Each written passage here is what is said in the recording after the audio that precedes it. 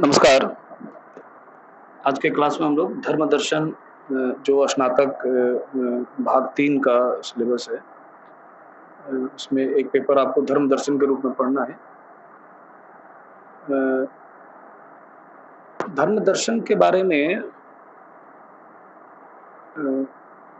आप अगर सिलेबस भी देखें तो बहुत चीज़ें आपको स्पष्ट हो जाएँगी कि उसमें क्या पढ़ना है। जब आप यह देखेंगे, तो आप यह पाएँगे कि आप जो रिलिजन में, धर्मों में, विभिन्न धर्मों में जो आप तरह-तरह की चीज़ें सुनते हैं, आप अवश्य ही कोई धर्मावलंबी होंगे, तो वो चीज़ें धर्म दर्शन के सिलेबस में आपको उनसे थोड़ा हट के आपको वो चीज़ें देखने को मिलेंगी। कहने का अर्थ यह है कि धर्म और धर्म दर्शन ये अलग-अलग विषय हैं।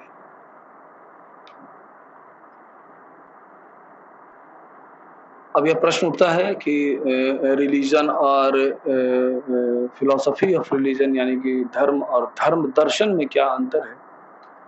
और यह बात जब हम लोग दर्शन की परिभाषा गढ़े थे, क्लास में पहले भी चर्चा हो चुकी है अनेक बार दर्शन के बारे में कि जीवन और जगत को उसकी समग्रता में समझने का प्रयास दर्शन है। यही चीज़ धर्म दर्शन के संदर्भ में जब आप देखें, तो विभिन्न तरह के रिलीजन हैं, अनेकों धर्म हैं। आप बहुत सारे फेमस धर्म हैं जो आप जैसे ईसाई धर्म, मुस्लिम धर्म, हिंदू धर्म, जैन धर्म, पारसी धर्म, बौद्ध धर्म, ऐसे जो धर्म हैं, ये रिलीजन का अलग कॉन्सेप्ट है। लेकिन धर्म दर्शन में हम लोग सारे रिलीजनों के बारे में जो मुख्य बातें हैं, उनका हम लोग विश्लेषण करते हैं, उनकी मीमांसा करते हैं। यानी कि धर्म और धर्म दर्शन यह इस बात से अलग है कि धर्म में जो भी चीज़ें किसी भी विभिन्न जो भी धर्म होंगे, उनमें जो भी बातें कही जाएँगी, उनका धर्म दर्शन में मीमांसा होगा। हम लोग दार्शनिक विश्लेषण करेंगे। अच्छा, दर्शन का एक यह भी टूल है कि दर्शन का काम है, ये प्रमुख कार्य है। आजकल तो ये कार्य ज़्यादा प्रासंगिक हो गया है, जिसमें दर्शन शास्त्र एक औजार के रूप में सामने आता है और किसी भी विषय में जाकर और उसकी मीमांसा तार्किक कितनी तार्किकता है यह देखता है। कोई भी विषय हो, वहाँ पे दार्शनिक यह देखेंगे कि आप जो बोल रहे हैं, आपकी सारी बातों में तारतम्यता होनी चाहिए, है या नहीं है? आपकी बातें तार्किक हैं या नहीं है? तो यही सेंस लागू होता है रिलीजन पे। जब हम धर्म दर्शन पढ़ते हैं, तो हम रिलीजन में जो भी बातें कही जाती हैं, उनका हम लोग विश्लेषण करते हैं, उनकी मीमांसा करते हैं धर्म दर्शन में। आप देखेंगे धर्म दर्शन में आप अपने सिलेबस में तो धार्मिक अनुभूति, ईश्वर का अस्तित्व, ईश्वर का विचार ज़्यादा इसमें महत्वपूर्ण होगा, अशुभ की समस्या होगी।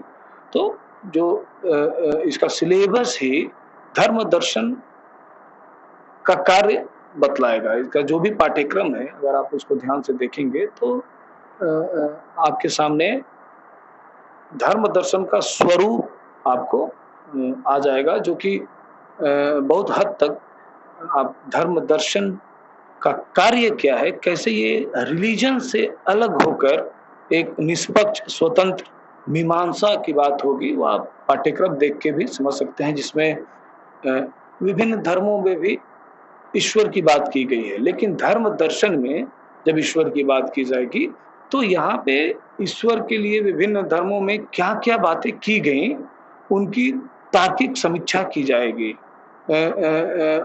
उनके समर्थन में और उसके विरोध में दोनों तरीके की युक्ति आपके सामने रखी जाएगी।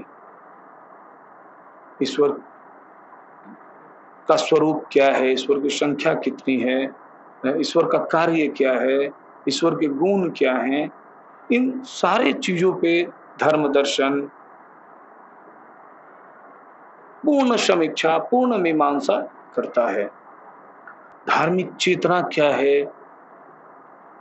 धार्मिक चेतना का स्वरूप क्या है? उसके क्या लक्षण है? उसका प्रभाव, उसकी उपयोगिता क्या है? कहाँ तक वो तार्किक है? ये सब चीज़ हम देखेंगे धर्म दर्शन में। फिर धर्म दर्शन में हम अशुभ की समस्या पे विचार करेंगे कि ईश्वर है, तो ईश्वर का ही निर्माण यह जगत है, तो ये अशुभ कैसे आया? क्योंकि ईश्वर तो अशुभ हो नहीं सकता। तो अशुभ को एक समस्या के रूप में रख के धर्म दर्शन अशुभ की समस्या पे बात करता है।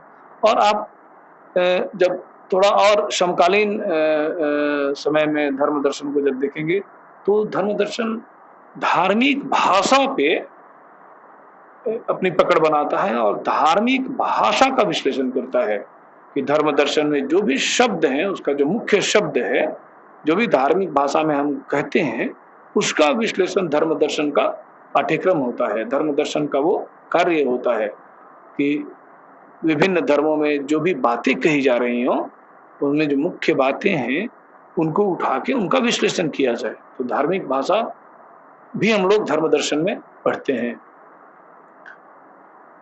फिर विभिन्न धर्मों में आप देखेंगे कि जहाँ तक धर्म दर्शन के इतिहास की बात आप करेंगे, तो आप उससे पहले आपको धर्म के इतिहास पे जाना होगा और विभिन्न धर्मों में जो आपस में वैमनस्य का भाव है, यह किसी से छुपा नहीं है कि धर्मों के आधार पे आज वर्तमान समय में तो कम, लेकिन पहले धर्मों के आधार पे बहुत अत्याचार, हिंसा वगैरह हुआ है।